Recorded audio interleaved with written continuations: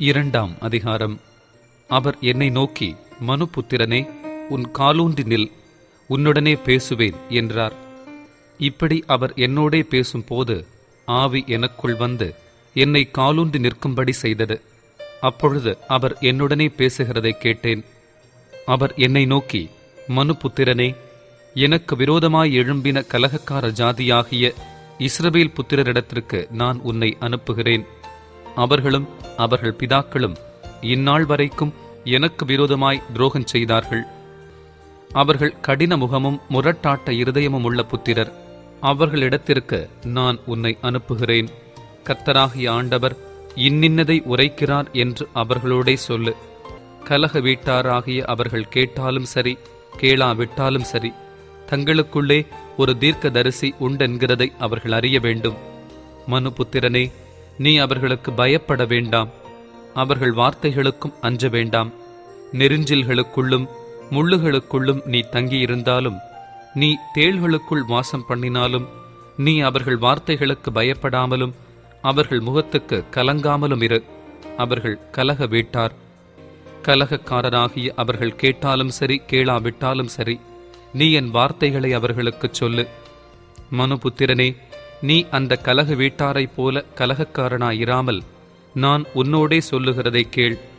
உன் வாயை திறந்து நான் உனக்கு கொடுக்கிறதை புசி என்றார்.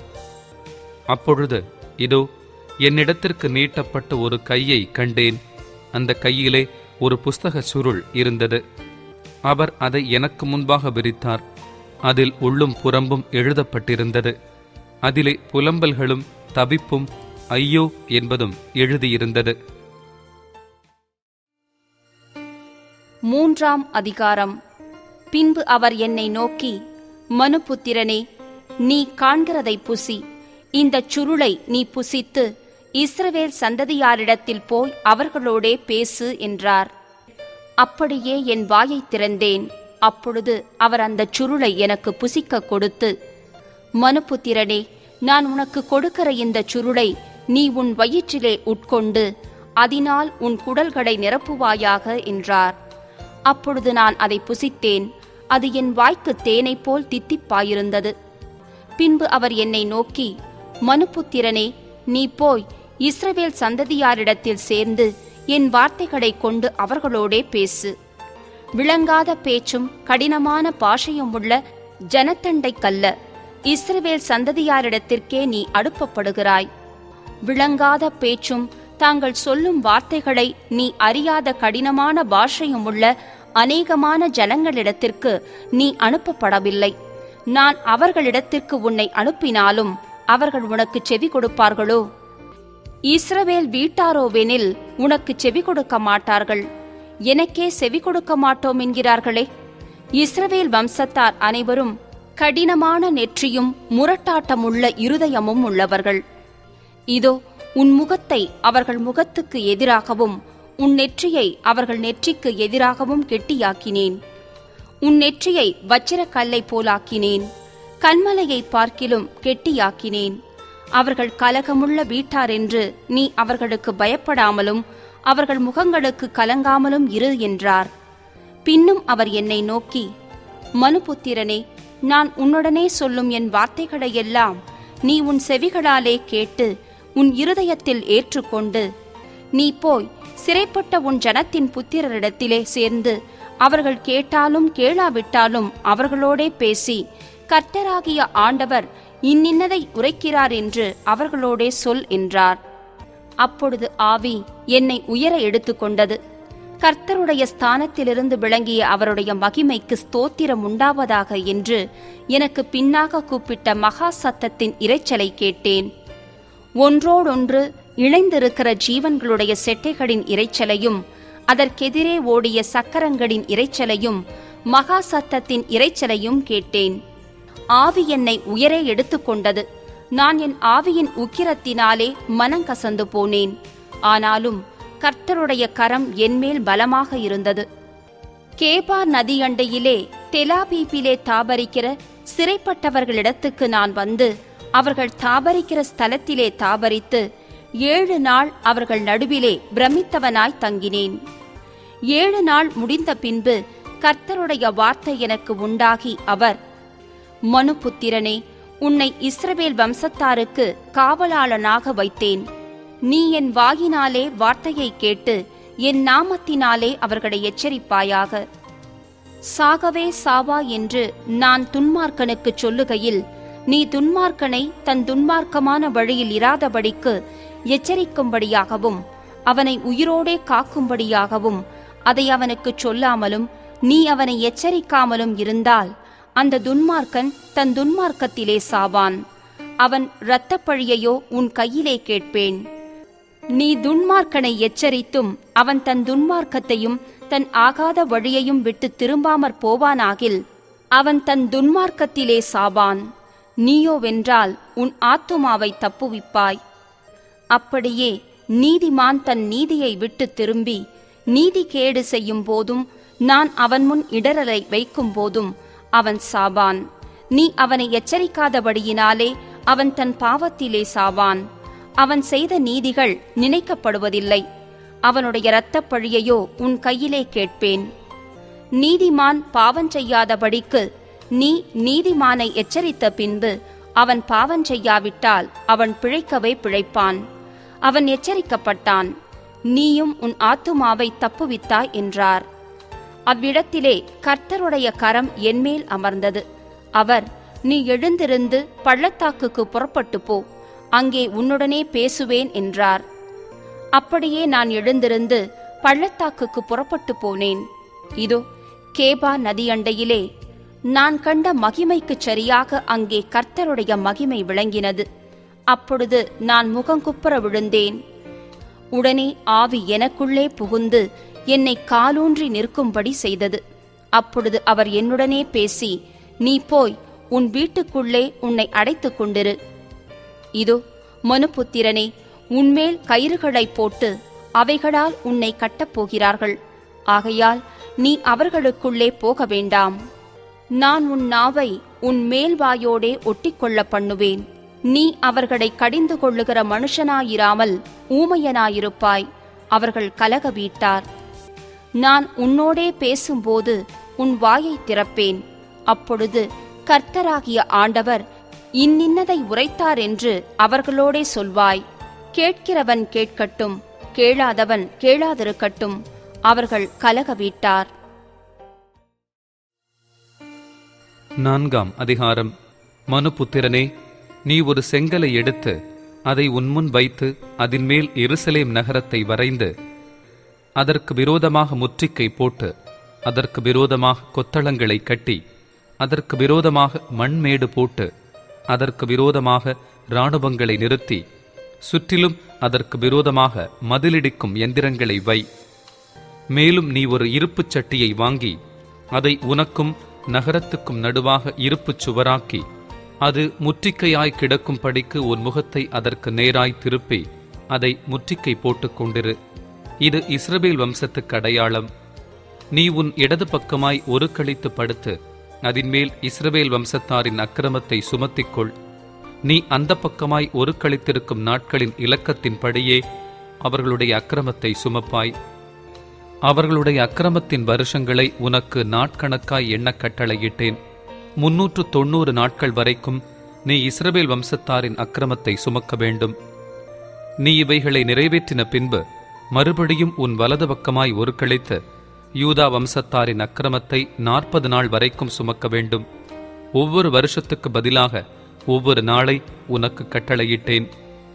நீ எருசலேமின் முற்றிக்கைக்கு நேராக திருப்பிய முகமும் திறந்த புயமுமாக இருந்து அதற்கு விரோதமாக தீர்க்க தரிசனம் சொல்லு. இதோ நீ அதை முற்றிக்கை போடும் நாட்களை நிறைவேற்று மட்டும் ஒரு பக்கத்திலிருந்து மறுபக்கத்தில் புரளக்கூடாத படிக்க உன்னை கயிறுகளால் கட்டுவேன். நீ கோதுமையையும் வார்கோதுமையையும் பெரும் பயற்றையும் சிறு பயற்றையும் தினையையும் கம்பையும் வாங்கி அவைகளை ஒரு பாத்திரத்திலே போட்டு அவைகளால் உனக்கு அப்பம் சுடுவாய். நீ ஒரு கழித்து படுக்கும் நாட்களுடைய இலக்கத்தின்படியே 390 நாள் அதில் எடுத்து சாப்பிடுவாயாக.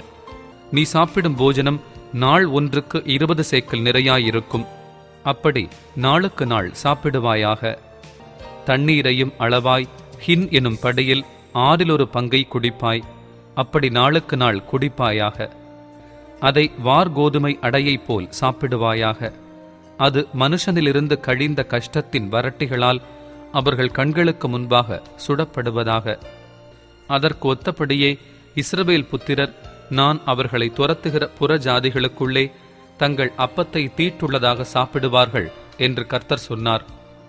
அப்பொழுது நான், கர்த்தராகிய ஆண்டவரே, இதோ என் ஆத்துமா தீட்டுப்படவில்லை. தானாய் செத்ததையாவது பீருண்டதையாவது நான் என் சிறு வயது முதல் இதுவரைக்கும் சாப்பிட்டதில்லை. அருவருப்பான இறைச்சி என் வாய்க்குட்பட்டதும் இல்லை என்றேன். அப்பொழுது அவர் என்னை நோக்கி, பார், மனுஷ கஷ்டத்தின் வரட்டிக்கு பதிலாக உனக்கு மாட்டுச்சாணி வரட்டியை கட்டளையிடுகிறேன். அதனால் உன் அப்பத்தை சுடுவாயாக என்றார். பின்னும் அவர், மனுபுத்திரனே, இதோ அப்பமும் தண்ணீரும் அவர்களுக்கு குறையவும் அவனவன் திடுக்கிடவும் அவர்கள் தங்கள் அக்கிரமத்திலே வாடிப்போகவும் நான் எருசலேமிலே அப்பம் என்னும் ஆதரவு கோலை முறிக்கிறேன். அவர்கள் அப்பத்தை நிறையின்படியே விசாரத்தோடே சாப்பிட்டு தண்ணீரை அளவின்படியே திடுக்கிடுதலோடே குடிப்பார்கள். 5ஆம் அதிகாரம். பின்னும் அவர், மனுபுத்திரனே, சவரகன் கத்தியாகிய கருக்கான கத்தியை வாங்கி அதனால் உன் தலையையும் உன் தாடியையும் சிரைத்துக்கொண்டு பின்பு நிறுக்கும் தராசை எடுத்து அந்த மயிரை பங்கிடக் கடவாய். 1/3 பங்கை எடுத்து முற்றிக்கை போடும் நாட்கள் முடிகிற போது நகரத்தின் நடுவிலே அக்கினியால் சுட்டெரித்து 1/3 பங்கை எடுத்து அதைச் சுற்றிலும் கத்தியாலே வெட்டி 1/3 பங்கை எடுத்து காற்றிலே தூற்றக் கடவாய். அவைகளின் பின்னாக நான் பட்டயத்தை உருவுவேன். அதில் கொஞ்சம் மாத்திரம் எடுத்து அதை உன் வஸ்திரத்தோரங்களில் முடிந்து வைப்பாயாக. பின்னும் அதில் கொஞ்சம் எடுத்து அதை தீயின் நடுவில் எரிந்து அதை அக்கினியால் சுட்டெரிப்பாயாக. அதிலிருந்து இஸ்ரவேல் வம்சத்தார் அனைவருக்கும் விரோதமாக அக்கினி புறப்படும். கர்த்தராகிய ஆண்டவர் சொல்லுகிறது என்னவென்றால், இதுவே எருசலேம், புறஜாதிகளின் நடுவிலே நான் அதை வைத்தேன். அதைச் சுற்றிலும் தேசங்கள் இருக்கிறது. அது புறஜாதிகளை பார்க்கிலும் என் நியாயங்களையும் தன்னை சுற்றிலும் இருக்கிற தேசங்களை பார்க்கிலும் என் கட்டளைகளையும் அக்கிரமமாக மாற்றி போட்டது. அவர்கள் என் நியாயங்களை வெறுத்து என் கட்டளைகளில் நடவாமற் போனார்கள். ஆகையால் கர்த்தராகிய ஆண்டவர் சொல்லுகிறது என்னவென்றால், உங்களைச் சுற்றிலும் இருக்கிற புறஜாதிகளை பார்க்கிலும் அதிகரிக்கிறவர்களாகிய நீங்கள் என் கட்டளைகளிலே நடவாமலும் என் நியாயங்களின்படி செய்யாமலும் உங்களைச் சுற்றிலும் இருக்கிற புறஜாதிகளுடைய நீதி நியாயங்களின்படியாவது நடவாமலும் போனபடியினாலே, இதோ நானே உனக்கு விரோதமாக வந்து புறஜாதிகளுடைய கண்களுக்கு முன்பாக உன் நடுவிலே நீதி செலுத்தி, நான் முன்பு செய்யாததும் இனி செய்யாதிருப்பதுமான விதமாய் உனக்கு உன் எல்லா அருவருப்புகளின் நிமித்தமும் செய்வேன். ஆதலால் உன் நடுவிலே பிதாக்கள் பிள்ளைகளை தின்பார்கள், பிள்ளைகள் பிதாக்களை தின்பார்கள். நான் உன்னில் நீதி செலுத்தி உன்னில் மீதியாயிருப்பவர்களையெல்லாம் சகல திசைகளிலும் சிதறிப்போக பண்ணுவேன் என்று கர்த்தராகிய ஆண்டவர் சொல்லுகிறார். ஆதலால் சீயன்றி களப்படத்தக்கதும் அருவருக்கப்படத்தக்கதுமான உன் கிரியைகளால் நீ என் பரிசுத்த ஸ்தலத்தை தீட்டுப்படுத்தினபடியால் என் கண் உன்னை தப்ப விடாது. நான் உன்னை குறுகி போக பண்ணுவேன். நான் இரங்க மாட்டேன். இதை என் ஜீவனை கொண்டு சொல்லுகிறேன் என்று கர்த்தராகிய ஆண்டவர் உரைக்கிறார். உன்னிலே 1/3 பங்கு கொள்ளை நோயால் சாவார்கள். பஞ்சத்தாலும் உன் நடுவிலே மடிந்து போவார்கள். 1/3 பங்கு உன்னைச் சுற்றிலும் இருக்கிற பட்டயத்தால் வெட்டுண்டு விழுவார்கள். 1/3 பங்கை நான் சகல திசைகளிலும் சிதறிப்போக பண்ணி அவர்கள் பின்னே பட்டயத்தை உருவுவேன். இப்படி என் கோபம் நிறைவேறும். இப்படி நான் என் உக்கிரத்தை அவர்கள் மேல் தங்க பண்ணுகிறதினால் என்னை ஆற்றிக்கொள்வேன்.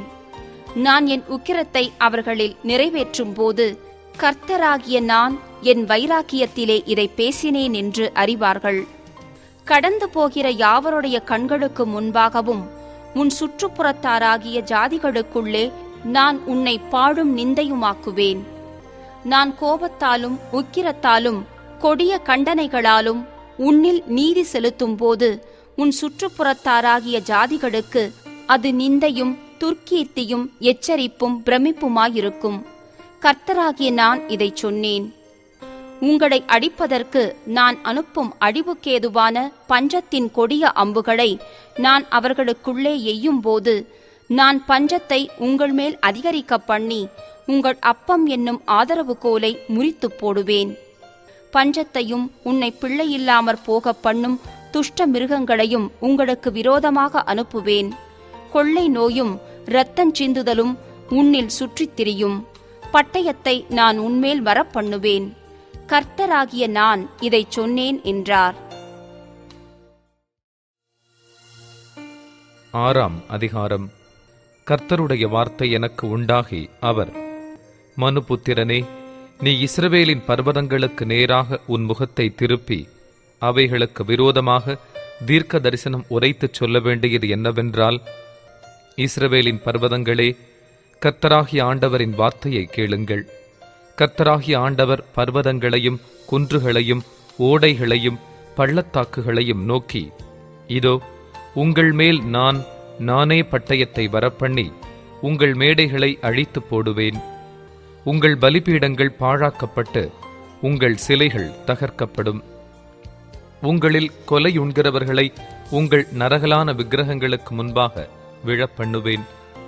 நான் இஸ்ரவேல் புத்திரருடைய பிரேதங்களை அவர்களுடைய நரகலான விக்கிரகங்களின் முன்னே கிடக்க பண்ணி உங்கள் பலிபீடங்களைச் சுற்றிலும் உங்கள் எலும்புகளை சிதறப் பண்ணுவேன். உங்கள் பலிபீடங்கள் நிர்மூலமும் பாழுமாகும் படிக்கும் உங்கள் நரகலான விக்கிரகங்கள் தகர்க்கப்பட்டு ஓய்ந்து உங்கள் சிலைகள் வெட்டுண்டு உங்கள் கிரியைகள் குலைந்து போகும் படிக்கும் உங்களுடைய சகல வாசஸ்தலங்களிலும் உள்ள பட்டணங்கள் நிர்மூலமும் உங்கள் மேடைகள் பாழுமாகும். கொலை செய்யப்பட்டவர்கள் உங்கள் நடுவில் விழுவார்கள். அப்பொழுது நான் கர்த்தர் என்று அறிந்து கொள்வீர்கள். நீங்கள் தேசங்களில் சிதறடிக்கப்படும் போது புறஜாதிகளுக்குள்ளே பட்டயத்துக்கு தப்புவாரை உங்களுக்கு மீதியாக வைப்பேன். என்னை விட்டு சோரம் போகிற இருதயத்தை குறித்தும் தங்கள் நரகலான விக்கிரகங்களின் பின்னே சோரம் போகிற தங்கள் கண்களை குறித்தும் மனமடிவானேன் என்று உங்களில் தப்பிப்போன அவர்கள் தாங்கள் சிறைப்பட்டிருக்கும் புறஜாதிகளுக்குள்ளே என்னை நினைத்து தங்களுடைய சகல அருவருப்புகளினாலும் தாங்கள் செய்த பொல்லாப்புகளின் நிமித்தம் தங்களையே வெறுத்து இந்த தீங்குகளையெல்லாம் தங்களுக்கு நேரிட பண்ணுவேன் என்று கர்த்தராகிய நான் விருதாவாய் சொன்னதில்லை என்று அறிந்து கொள்வார்கள் என்றார். கர்த்தராகிய ஆண்டவர் சொல்லுகிறது என்னவென்றால், நீ உன் கையில் அடித்து உன் காலால் தட்டி இஸ்ரவேல் வம்சத்தாருடைய சகல பொல்லாத அருவருப்புகளின் நிமித்தமும் ஐயோ என்று சொல். அவர்கள் பட்டயத்தாலும் பஞ்சத்தாலும் கொள்ளை நோயாலும் விழுவார்கள். தூரத்தில் இருக்கிறவன் கொள்ளை நோயால் சாவான், சமீபத்தில் இருக்கிறவன் பட்டயத்தால் விழுவான். மீதியாயிருந்து முற்றுகை போடப்பட்டவன் பஞ்சத்தால் சாவான். இப்படி அவர்களில் என் உக்கிரத்தை தீர்த்து கொள்ளுவேன். அவர்கள் தங்கள் நரகலான சகல விக்கிரகங்களுக்கும் மதுர வாசனையான தூபத்தை காட்டின ஸ்தலங்களாகிய உயர்ந்த சகல மேடுகளிலும் பர்வதங்களுடைய சகல சிகரங்களிலும் பச்சையான சகல விருட்சங்களின் கீழும் தழைத்திருக்கிற சகல கர்வாலி மரங்களின் கீழும் அவர்களுடைய நரகலான விக்கிரகங்களின் நடுவிலும் அவர்களுடைய பலிபீடங்களை சுற்றிலும் அவர்களில் கொலையுண்டவர்கள் கிடக்கும் போது நான் கர்த்தர் என்று அறிந்து கொள்வார்கள். நான் என் கையை அவர்களுக்கு விரோதமாக நீட்டி அவர்களுடைய எல்லா வாசஸ்தலங்களும் உள்ள தேசத்தை அழித்து அதை திப்லாத்தின் வனாந்தரத்தை பார்க்கிலும் அதிகமாய் பாழாக்குவேன். அப்பொழுது நான் கர்த்தர் என்று அறிந்து கொள்வார்கள் என்றார். 7ஆம் அதிகாரம். பின்னும் கர்த்தருடைய வார்த்தை எனக்கு உண்டாகி அவர், மனுபுத்திரனே, இஸ்ரவேல் தேசத்தை குறித்து கர்த்தராகிய ஆண்டவர் சொல்லுகிறது என்னவென்றால், முடிவு வருகிறது, தேசத்தின் 4 முனைகளின் மேலும் முடிவு வருகிறது. இப்போதே உன்மேல் முடிவு வருகிறது. நான் என் கோபத்தை உன்மேல் வருவித்து உன் வழிகளுக்கு தக்கதாக உன்னை நியாயம் தீர்த்து உன் எல்லா அருவருப்புகளின் பலனையும் உன்மேல் வரப்பண்ணுவேன். என் கண் உன்னை தப்ப விடாது. நான் இரங்காமல் உன் வழிகளுக்கு தக்கதை உன்மேல் வரப்பண்ணுவேன். உன் அருவருப்புகளுக்கு தக்கது உன் நடுவில் வந்திருக்கும். அப்பொழுது நான் கர்த்தர் என்று அறிந்து கொள்வீர்கள். கர்த்தராகிய ஆண்டவர் சொல்லுகிறது என்னவென்றால், தீங்கு வருகிறது, இதோ ஏகமான தீங்கு வருகிறது. முடிவு வருகிறது, முடிவு வருகிறது, அது உன்மேல் நோக்கமாயிருக்கிறது, இதோ வருகிறது.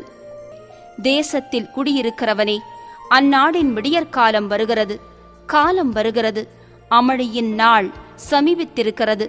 மலைகளில் சந்தோஷ சத்தம் இல்லை. இப்பொழுது விரைவில் என் உக்கிரத்தை உன்மேல் ஊற்றி என் கோபத்தை உன்னில் தீர்த்து கொண்டு உன்னை உன் வழிகளுக்கு தக்கதாக நியாயம் தீர்த்து உன் எல்லா அருவருப்புகளின் பலனையும் உன்மேல் வரப்பண்ணுவேன். என் கண் உன்னை தப்ப விடாது. நான் இரங்காமல் உன் வழிகளுக்கு தக்கதை உன்மேல் வரப்பண்ணுவேன். உன் அருவருப்புகளுக்கு தக்கது உன் நடுவில் வந்திருக்கும். அப்பொழுது அடிக்கிறவராகிய நான் கர்த்தர் என்று அறிந்து கொள்வீர்கள். இதோ அந்த நாள் இதோ வருகிறது. அந்நாடின் விடியற்காலம் உதிக்கிறது, மிலாறு பூக்கிறது, அகந்தை செழிக்கிறது. அக்கிரமத்துக்கு மிலாறாக கொடுமை எழும்புகிறது. அவர்களிலும் அவர்களுடைய திரளான கும்பிலும் அவர்களுடைய அமளியிலும் ஒன்றும் மீதியாயிருப்பதில்லை. அவர்கள் நிமித்தம் புலம்பல் உண்டாயிருப்பதுமில்லை. அந்த காலம் வருகிறது, அந்த நாள் கிட்டுகிறது. கொள்ளுகிறவன் சந்தோஷப்படாமலும் விற்கிறவன் துக்கப்படாமலும் இருப்பானாக. அதன் திரளான கும்பின் மேலும் உக்கிரம் இறங்கும். அவர்கள் ஜீவனுள்ளோருக்குள்ளே இன்னும் உயிரோடிருந்தாலும் விற்றவன் விற்கப்பட்டதற்கு திரும்பி வருவதில்லை. அதன் திரளான கும்பின் மேலும் உண்டான தரிசனம் திரும்பாது. தன் அக்கிரமத்திலே வாழுகிற எவனும் தன்னை திடப்படுத்த மாட்டான். அவர்கள் எக்காளம் ஊதி எல்லாவற்றையும் ஆயத்தம் பண்ணியும் யுத்தத்துக்கு போகிறவனில்லை. என் உக்கிரம் அதன் திரளான கும்பின் மேலும் இறங்குகிறது. வெளியே பட்டயமும் உள்ளே கொள்ளை நோயும் பஞ்சமும் உண்டு.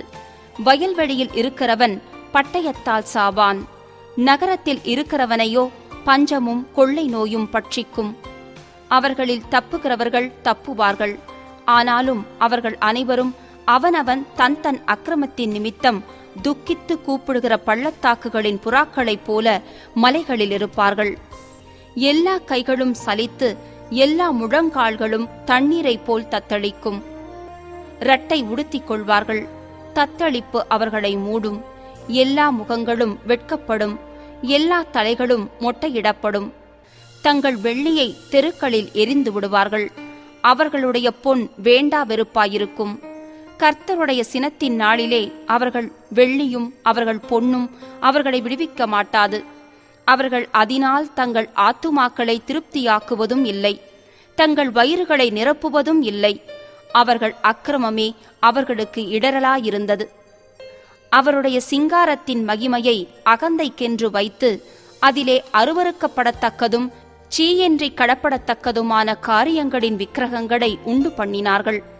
ஆகையால் நான் அவைகளை அவர்களுக்கு வேண்டா வெறுப்பாக்கி அதை அந்நியர் கையிலே கொள்ளையாகவும் பூமியில் துஷ்டர்களுக்குச் சூறையாகவும் கொடுப்பேன். அவர்கள் அதை பரிசுத்த குலைச்சலாக்குவார்கள். என் முகத்தை அவர்களை விட்டு திருப்புவேன். அதனால் என் அந்தரங்க ஸ்தலத்தை பரிசுத்த குலைச்சலாக்குவார்கள். பரிகாரர் அதற்குள் பிரவேசித்து அதை பரிசுத்த குலைச்சலாக்குவார்கள். ஒரு சங்கிலியை பண்ணிவை. தேசம் நியாய தீர்ப்புக்குள்ளான இரத்தப் பழிகளால் நிறைந்திருக்கிறது. நகரம் கொடுமையால் நிறைந்திருக்கிறது. ஆகையால் புறஜாதிகளின் துஷ்டர்களை வரப்பண்ணுவேன். அவர்கள் இவர்களுடைய வீடுகளை சுதந்தரித்துக் கொள்வார்கள். பலவான்களின் பெருமையை ஒழிய பண்ணுவேன். அவர்கள் பரிசுத்த ஸ்தலங்கள் பரிசுத்த குலைச்சலாகும். சங்காரம் வருகிறது. அப்பொழுது சமாதானத்தை தேடுவார்கள், ஆனாலும் அது கிடையாது. விக்கினத்தின் மேல் விக்கினம் வரும். துர்ச்செய்தியின் மேல் துர்ச்செய்தி பிறக்கும். அப்பொழுது தீர்க்க தரிசியினிடத்திலே தரிசனத்தை தேடுவார்கள், ஆனாலும் ஆசாரியனிடத்திலே வேதமும் மூப்பரிடத்திலே ஆலோசனையும் இராமல் ஒழிந்து போகும். ராஜா துக்கித்துக் கொண்டிருப்பான். பிரபுவை திகில் மூடிக்கொண்டிருக்கும். தேசத்து ஜனங்களின் கைகள் தளர்ந்து போகும். நான் அவர்கள் வழிகளின்படியே அவர்களுக்குச் செய்து அவர்கள் நியாயங்களின்படியே அவர்களை நியாயம் தீர்ப்பேன். அப்பொழுது நான் கர்த்தர் என்று அறிந்து கொள்வார்கள் என்றார்.